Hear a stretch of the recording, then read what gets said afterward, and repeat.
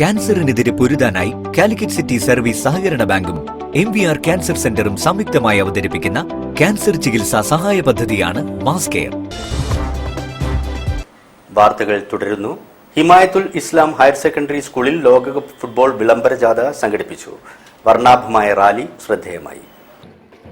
ലോകകപ്പ് ഫുട്ബോൾ ടൂർണമെന്റിനോടനുബന്ധിച്ച് ഹിമായത്തുൽ ഇസ്ലാം higher secondary സ്കൂളിൽ ആവേശകരമായ വിളംബര ജാഥ സംഘടിപ്പിച്ചു. സ്കൂൾ സ്പോർട്സ് ക്ലബിന്റെ നേതൃത്വത്തിൽ യുണൈറ്റഡ് ബൈ ഫുട്ബോൾ എന്ന പേരിൽ സംഘടിപ്പിച്ച ഘോഷയാത്ര ഫുട്ബോൾ പ്രേമികൾക്ക് വേറിട്ട അനുഭവമായി മാറി. സ്കൂൾ ഗ്രൗണ്ടിൽ നിന്നും ആരംഭിച്ച വിളംബര ജാഥ ബീച്ച് റോഡ് വഴി കോർപ്പറേഷൻ പരിസരം ചുറ്റി തിരികെ സ്കൂളിൽ സമാപിച്ചു. ഫുട്ബോൾ ലഹരിയിലമർന്ന വിളംബര ജാഥയിൽ സ്കൂളിലെ മുഴുവൻ വിദ്യാർത്ഥികളും തങ്ങൾ പിന്തുണയ്ക്കുന്ന പ്രിയപ്പെട്ട ടീമുകളുടെ ജേഴ്സി ധരിച്ചാണ് അണിനിരന്നത്. ലോകകപ്പിന്റെ വരവറിയിച്ചുകൊണ്ട് വിദ്യാർത്ഥികൾ തീർത്ത വർണ്ണാഭമായ റാലി കാണികൾക്കും വലിയൊരു ദൃശ്യവിരുന്നാണ് സമ്മാനിച്ചത്.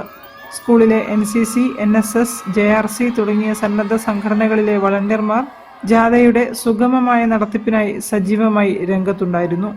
സ്പോർട്സ് ക്ലബ്ബ് ഭാരവാഹികളും അധ്യാപകരും ജാഥയ്ക്ക് മുന്നിൽ നേതൃത്വം നൽകി.